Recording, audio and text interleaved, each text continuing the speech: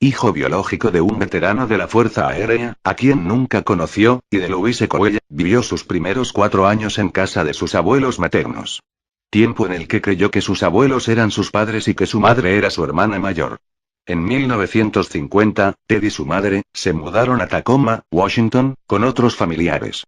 Ahí, Louise conoció a Johnny Culpeper Bundy, un cocinero del ejército con el que se casó en mayo de 1951 y del que Ted posteriormente adoptó el apellido. El matrimonio tuvo 4 hijos, pero Ted nunca creó un lazo afectivo con el marido de su madre. Fue un estudiante aplicado y con buenas notas en la Universidad de Washington y en la Universidad de Puget Sound, Tacoma, con la licenciatura en psicología.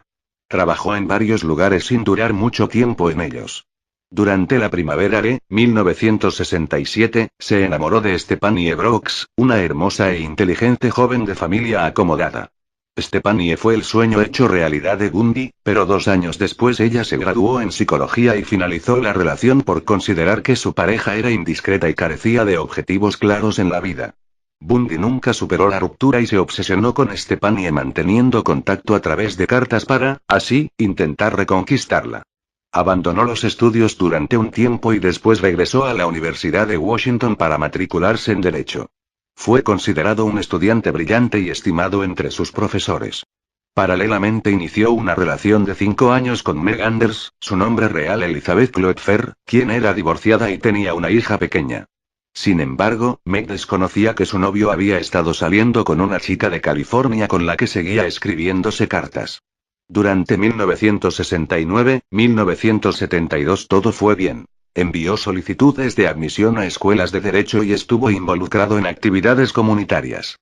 Incluso obtuvo una condecoración de la policía de Seattle por salvar a un niño de 3 años de morir ahogado. También se relacionó con figuras importantes del Partido Republicano de los Estados Unidos. Todo cambió en 1973 cuando se reencontró con Stephanie, con quien sostuvo una relación que duró entre el verano e invierno de ese mismo año. Al final Bundy la abandonó sin que ella volviera a saber nunca más de él. Antes de comenzar a asesinar perpetró una serie de hurtos en casas ajenas y comercios mientras estaba ebrio. El 4 de enero de 1974 entró en el cuarto de la universitaria Honey Lenz, de 18 años, la golpeó con una palanca metálica y la violó con una pata de la cama. Al día siguiente, la chica fue hallada malherida y sobrevivió con daño cerebral permanente. Bundy contaba con 27 años. 27 días después atacó a la estudiante en psicología de la Universidad de Washington Linda Anne Ali, de 21 años. Bundy entró en su dormitorio, la dejó inconsciente con un golpe y la sacó de la escuela. Nadie notó la ausencia de la joven hasta el día siguiente. La policía no estableció ninguna conexión entre las 2 agresiones y tampoco se hicieron mayores pruebas ni estudios de la escena del crimen. Los restos de Linda Ann fueron descubiertos un año después en una montaña cercana. Comenzó a hacerlo de día. La policía había iniciado una investigación y contaba con descripciones acerca de un hombre que solicitaba ayuda a chicas que jamás volvían a ser vistas. El individuo tenía la particularidad de ir cargado con libros y llevar un brazo enyesado o en cabestrillo. También hubo testigos que observaron a un hombre que solía tener problemas para arrancar su Volkswagen, el cual había sido visto rondando el sitio donde desaparecieron 2 de las jóvenes asesinadas. El 9 de febrero de 1974, Carol Valenzuela, de 20 años, desapareció de Vancouver, Canadá. Su cadáver no fue descubierto hasta el mes de octubre junto a otro cuerpo sin identificar.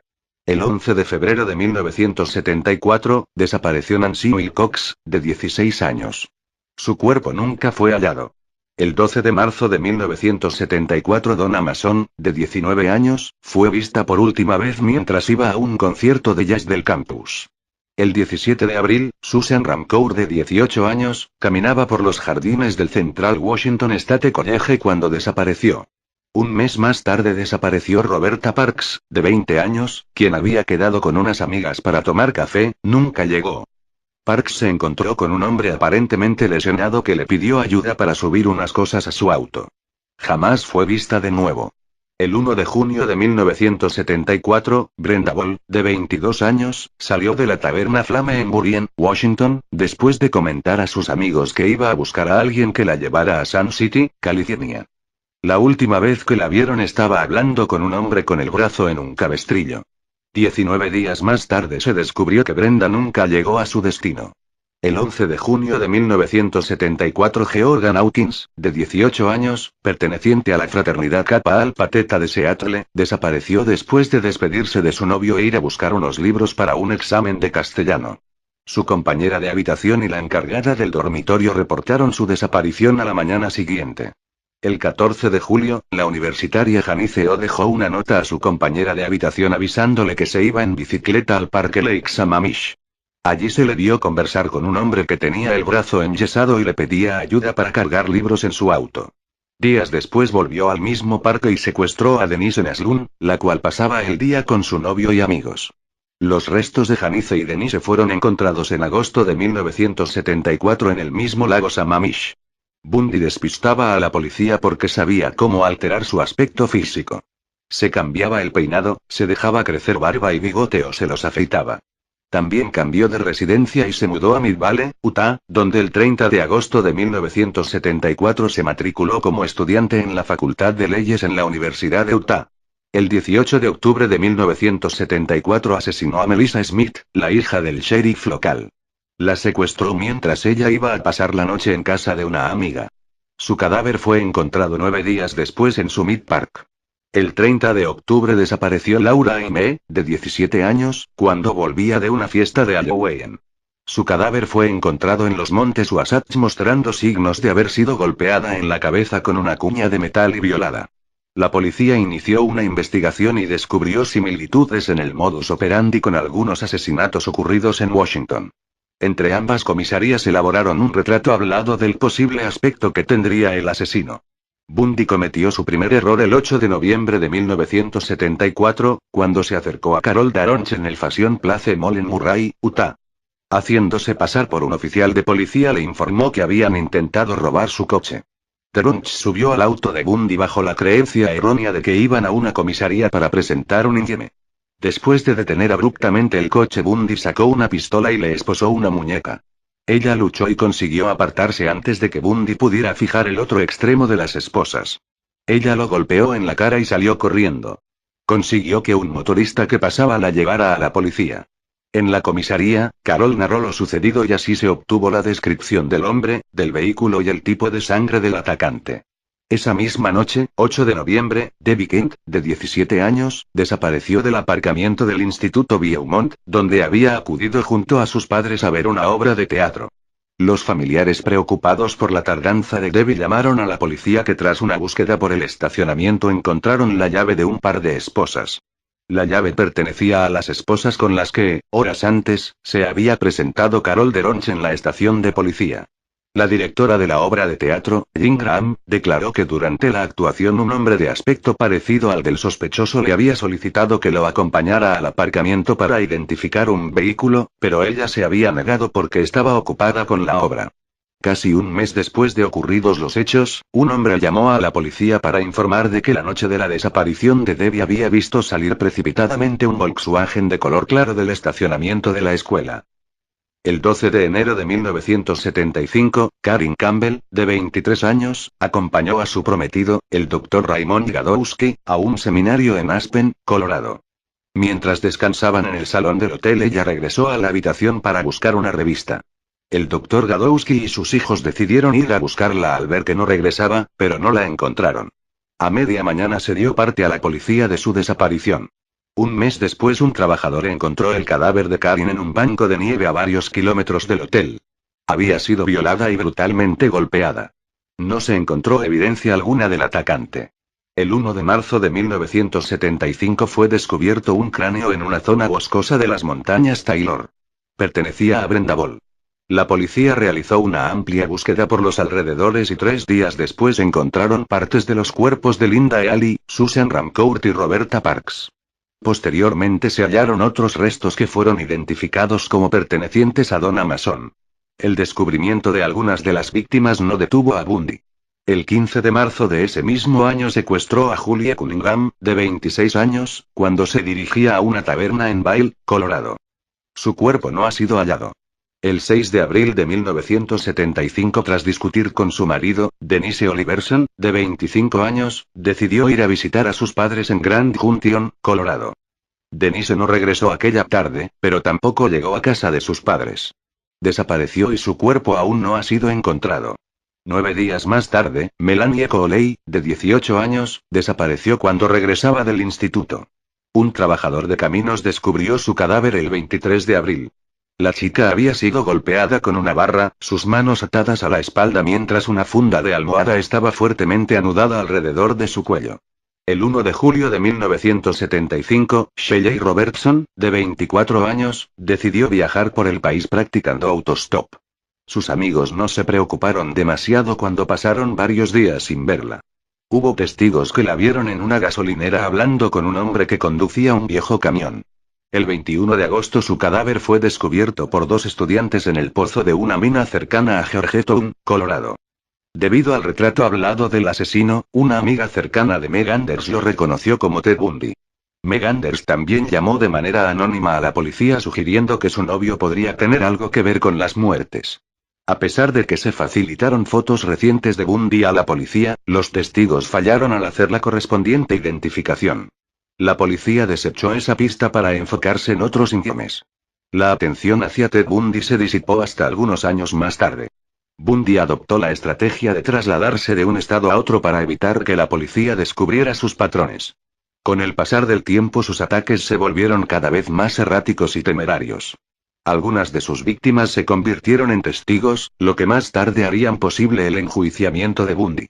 El 16 de agosto de 1975 un patrullero detuvo un Volkswagen para comprobar su matrícula.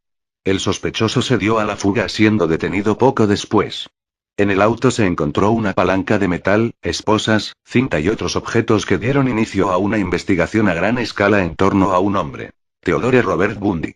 El 14 de enero de 1977 el edificio de la fraternidad Chi Omega estaba semivacío cuando Nita Neary volvió en la madrugada.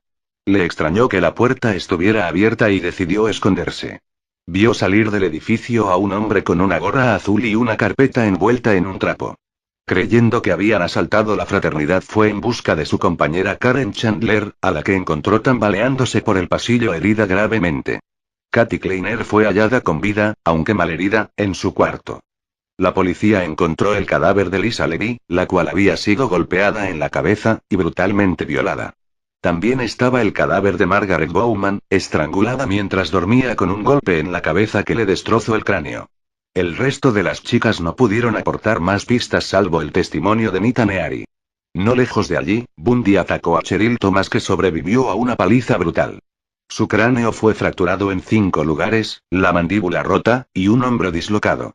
La joven sufrió pérdida permanente de la audición con problemas de equilibrio. En la escena del crimen se encontraron evidencias corporales, como cabello y sangre del autor. El 9 de febrero de 1978 secuestró a Kimberly Leach, de 12 años, en Lake City. Su amiga Priscilla narró a la policía que la había visto subirse a una camioneta blanca con un hombre del que no pudo aportar más datos. 8 semanas después se encontró en Florida el cuerpo de Kimberly. Tras el asesinato de Leach, Bundy por alguna razón regresó a su apartamento de Tallahassee, al parecer se deshizo de la furgoneta blanca y casi fue detenido cuando intentaba robar otro vehículo. Escapó cuando el oficial lo dejó solo mientras revisaba las placas del coche robado.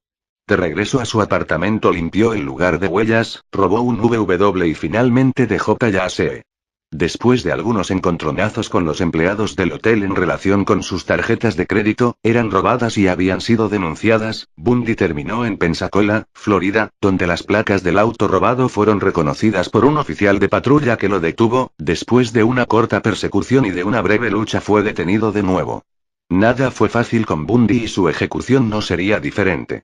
Siguió proclamando su inocencia y metódicamente agotó sus apelaciones.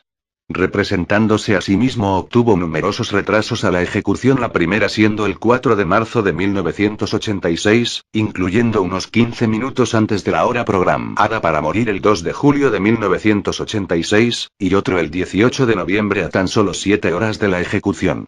Este criminal usaba y abusaba de su encanto personal, y no dudó en utilizar esta capacidad en su lucha por retrasar su final. Resaltando tal rasgo, el criminólogo Robert Ressler estima que Bundy se favoreció pues la prensa interpretó mal aquel encanto personal.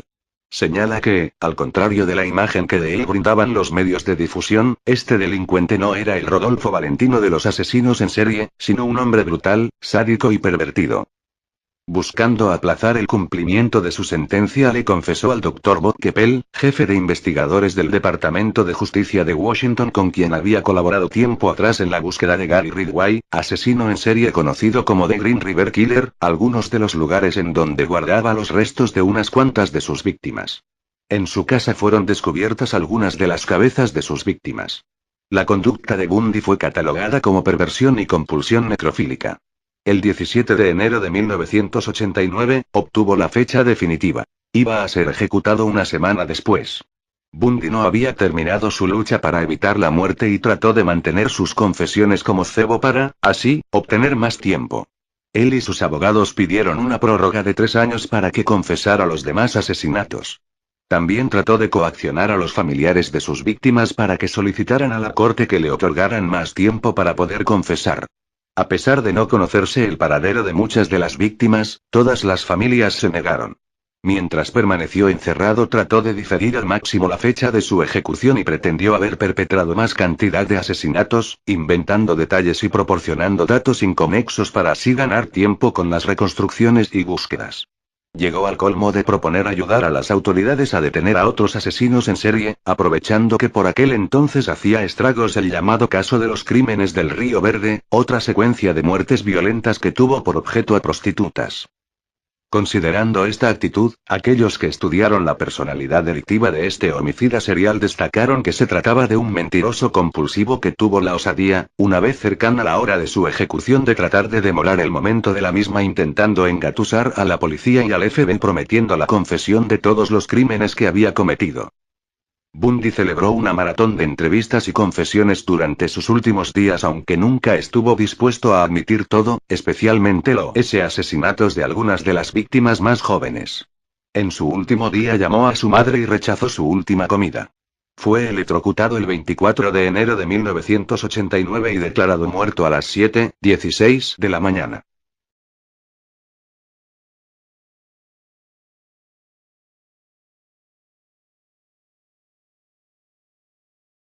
Abuelos maternos. Tiempo en el que creyó que sus abuelos eran sus padres y que su madre era su hermana mayor. En 1950, Ted y su madre se mudaron a Tacoma, Washington, con otros familiares. Ahí, Louise conoció a Johnny Culpeper Bundy, un cocinero del ejército con el que se casó en mayo de 1951 y del que Ted posteriormente adoptó el apellido. El matrimonio tuvo 4 hijos, pero Ted nunca creó un lazo afectivo con el marido de su madre. Fue un estudiante aplicado y con buenas notas en la Universidad de Washington y en la Universidad de Puget Sound, Tacoma, con la licenciatura en psicología. Trabajó en varios lugares sin durar mucho tiempo en ellos. Durante la primavera de 1967, se enamoró de Stephanie Brooks, una hermosa e inteligente joven de familia acomodada. Stephanie fue el sueño hecho realidad de Bundy, pero 2 años después ella se graduó en psicología y finalizó la relación por considerar que su pareja era indiscreta y carecía de objetivos claros en la vida. Bundy nunca superó la ruptura y se obsesionó con Stephanie, manteniendo contacto a través de cartas para, así, intentar reconquistarla. Abandonó los estudios durante un tiempo y después regresó a la Universidad de Washington para matricularse en Derecho. Fue considerado un estudiante brillante y estimado entre sus profesores. Paralelamente inició una relación de 5 años con Meg Anders, su nombre real Elizabeth Kloepfer, quien era divorciada y tenía una hija pequeña. Sin embargo, Meg desconocía que su novio había estado saliendo con una chica de California con la que seguía escribiéndose cartas. Durante 1969-1972 todo fue bien. Envió solicitudes de admisión a escuelas de derecho y estuvo involucrado en actividades comunitarias.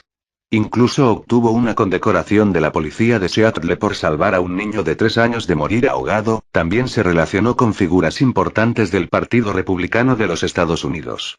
Todo cambió en 1973 cuando se reencontró con Stephanie, con quien sostuvo una relación que duró entre el verano e invierno de ese mismo año.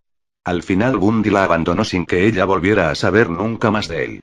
Antes de comenzar a asesinar, perpetró una serie de hurtos en casas ajenas y comercios mientras estaba ebrio. El 4 de enero de 1974 entró en el cuarto de la universitaria Honey Lenz, de 18 años, la golpeó con una palanca metálica y la violó con una pata de la cama. Al día siguiente, la chica fue hallada malherida y sobrevivió con daño cerebral permanente. Bundy contaba con 27 años. 27 días después atacó a la estudiante en psicología de la Universidad de Washington Linda Anne Alley, de 21 años. Bundy entró en su dormitorio, la dejó inconsciente con un golpe y la sacó de la escuela. Nadie notó la ausencia de la joven hasta el día siguiente. La policía no estableció ninguna conexión entre las dos agresiones y tampoco se hicieron mayores pruebas ni R.O. dejó una nota a su compañera de habitación avisándole que se iba en bicicleta al parque Lake Sammamish. Allí se le vio conversar con un hombre que tenía el brazo enyesado y le pedía ayuda para cargar libros en su auto. Días después volvió al mismo parque y secuestró a Denise Naslund, la cual pasaba el día con su novio y amigos. Los restos de Janice y Denise fueron encontrados en agosto de 1974 en el mismo lago Sammamish. Bundy despistaba a la policía porque sabía cómo alterar su aspecto físico. Se cambiaba el peinado, se dejaba crecer barba y bigote o se los afeitaba. También cambió de residencia y se mudó a Mid Valley, Utah, donde el 30 de agosto de 1974 se matriculó como estudiante en la Facultad de Leyes en la Universidad de Utah. El 18 de octubre de 1974 asesinó a Melissa Smith, la hija del sheriff local. La secuestró mientras ella iba a pasar la noche en casa de una amiga.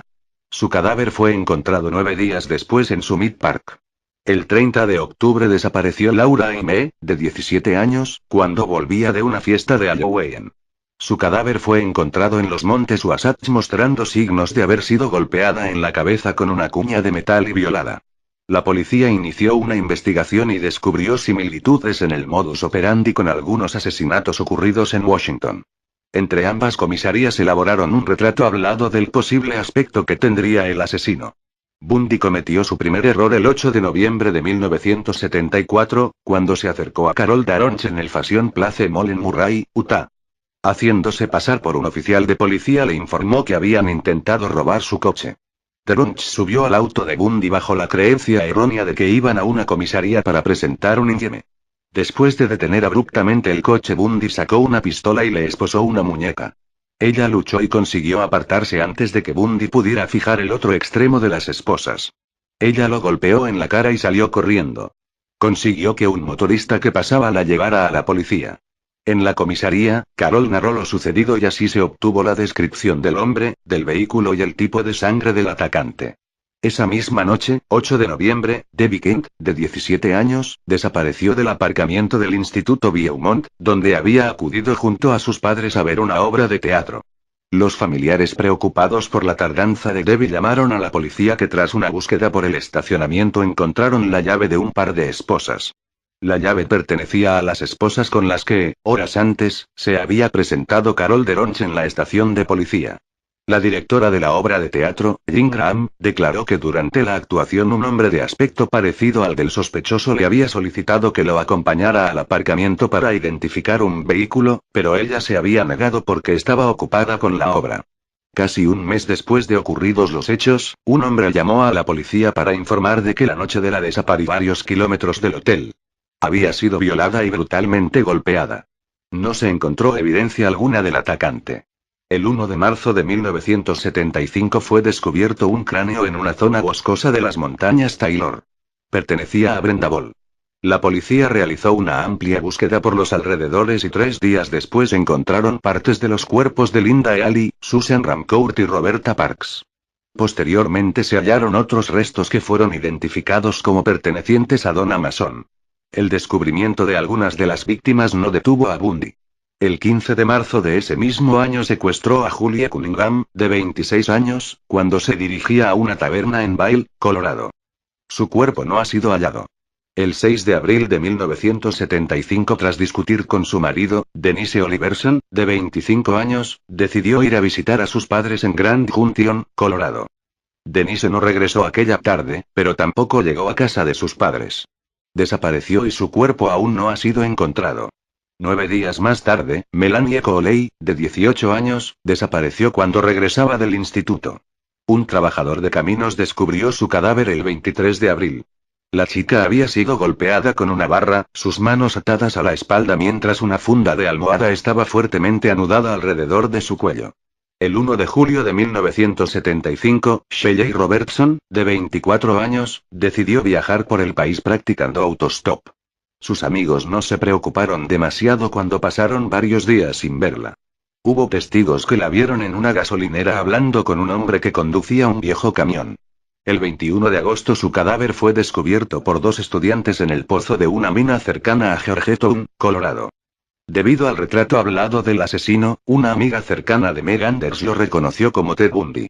Meg Anders también llamó de manera anónima a la policía sugiriendo que su novio podría tener algo que ver con las muertes.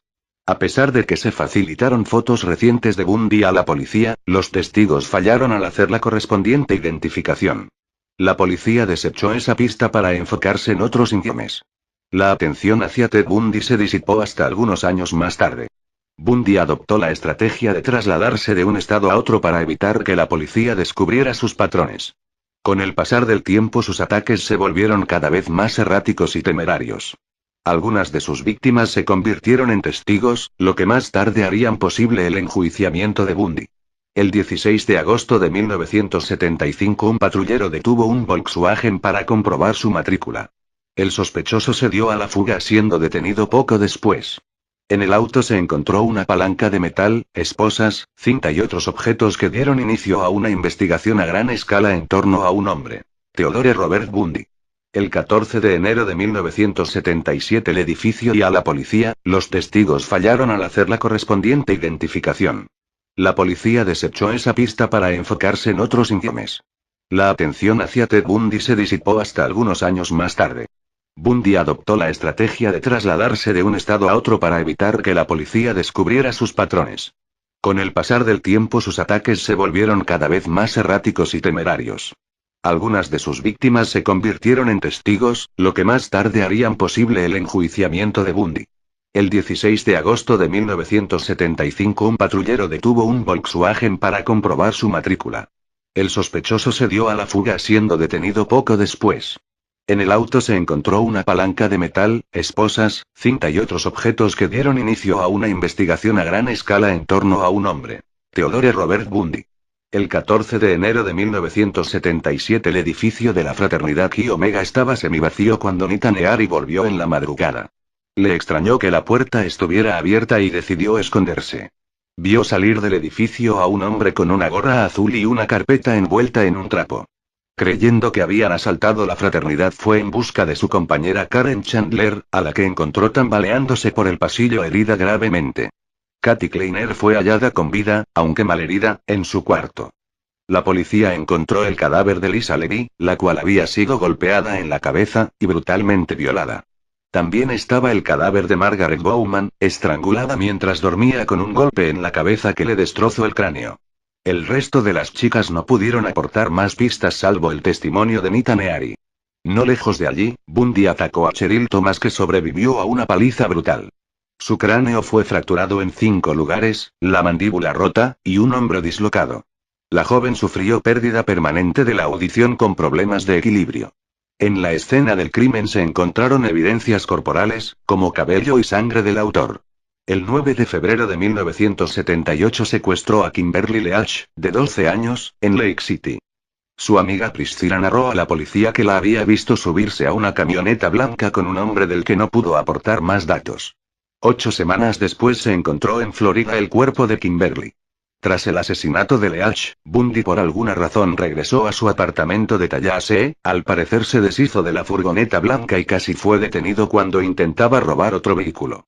Escapó cuando el oficial lo dejó solo mientras revisaba las placas del coche robado. De regreso a su apartamento limpió el lugar de huellas, robó un VW y finalmente dejó Tallahassee.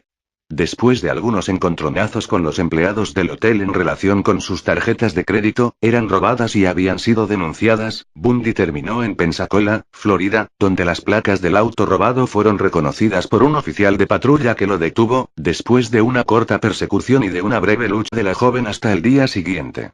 La policía no estableció ninguna conexión entre las dos agresiones y tampoco se hicieron mayores pruebas ni estudios de la escena del crimen. Los restos de Linda Ann fueron descubiertos un año después en una montaña cercana. Comenzó a hacerlo de día. La policía había iniciado una investigación y contaba con descripciones acerca de un hombre que solicitaba ayuda a chicas que jamás volvían a ser vistas. El individuo tenía la particularidad de ir cargado con libros y llevar un brazo enyesado o en cabestrillo. También hubo testigos que observaron a un hombre que solía tener problemas para arrancar su Volkswagen, el cual había sido visto rondando el sitio donde desaparecieron dos de las jóvenes asesinadas.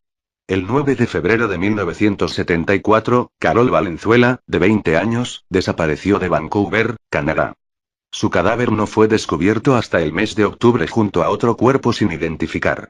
El 11 de febrero de 1974, desapareció Nancy Wilcox, hijo biológico de un veterano de la Fuerza Aérea, a quien nunca conoció, y de Louise Coelle. Vivió sus primeros 4 años en casa de sus abuelos maternos. Tiempo en el que creyó que sus abuelos eran sus padres y que su madre era su hermana mayor. En 1950, Ted y su madre se mudaron a Tacoma, Washington, con otros familiares. Ahí, Louise conoció a Johnny Culpeper Bundy, un cocinero del ejército con el que se casó en mayo de 1951 y del que Ted posteriormente adoptó el apellido. El matrimonio tuvo 4 hijos, pero Ted nunca creó un lazo afectivo con el marido de su madre. Fue un estudiante aplicado y con buenas notas en la Universidad de Washington y en la Universidad de Puget Sound, Tacoma, con la licenciatura en psicología. Trabajó en varios lugares sin durar mucho tiempo en ellos. Durante la primavera de 1967, se enamoró de Stephanie Brooks, una hermosa e inteligente joven de familia acomodada. Stephanie fue el sueño hecho realidad de Bundy, pero 2 años después ella se graduó en psicología y finalizó la relación por considerar que su pareja era indiscreta y carecía de objetivos claros en la vida. Bundy nunca superó la ruptura y se obsesionó con Stephanie manteniendo contacto a través de cartas para, así, intentar reconquistarla. Abandonó los estudios durante un tiempo y después regresó a la Universidad de Washington para matricularse en Derecho. Fue considerado un estudiante brillante y estimado entre sus profesores. Paralelamente inició una relación de 5 años con Meg Anders, su nombre real Elizabeth Kloepfer, quien era divorciada y tenía una hija pequeña. Sin embargo, Meg desconocía que su novio había estado saliendo con una chica de California con la que seguía escribiéndose cartas. Durante 1969-1972 todo fue bien. Envió solicitudes de admisión a escuelas de derecho y estuvo involucrado en actividades comunitarias. Incluso obtuvo una condecoración de la policía de Seattle por salvar a un niño de 3 años de morir ahogado. También se relacionó con figuras importantes del Partido Republicano de los Estados Unidos. Todo cambió en 1973 cuando se reencontró con Stephanie, con quien sostuvo una relación que duró entre el verano e invierno de ese mismo año. Al final Bundy la abandonó sin que ella volviera a saber nunca más de él. Antes de comenzar a asesinar perpetró una serie de hurtos en casas ajenas y comercios mientras estaba ebrio. El 4 de enero de 1974 entró en el cuarto de la universitaria Honey Lenz, de 18 años, la golpeó con una palanca metálica y la violó con una pata de la cama. Al día siguiente, la chica fue hallada malherida y sobrevivió con daño cerebral permanente. Bundy contaba con 27 años. 27 días después atacó a la estudiante en psicología de la Universidad de Washington Linda Anne Alley, de 21 años. Bundy entró en su dormitorio, la dejó inconsciente con un golpe y la sacó de la escuela. Nadie notó la ausencia de 16 años. Su cuerpo nunca fue hallado. El 12 de marzo de 1974 Donna Mason, de 19 años, fue vista por última vez mientras iba a un concierto de jazz del campus. El 17 de abril, Susan Ramcour, de 18 años, caminaba por los jardines del Central Washington State College cuando desapareció. Un mes más tarde desapareció Roberta Parks, de 20 años, quien había quedado con unas amigas para tomar café. Nunca llegó. Parks se encontró con un hombre aparentemente lesionado que le pidió ayuda para subir unas cosas a su auto. Jamás fue vista de nuevo. El 1 de junio de 1974, Brenda Ball, de 22 años, salió de la taberna Flame en Burien, Washington, después de comentar a sus amigos que iba a buscar a alguien que la llevara a Sun City, California. La última vez que la vieron estaba hablando con un hombre con el brazo en un cabestrillo. 19 días más tarde se descubrió que Brenda nunca llegó a su destino.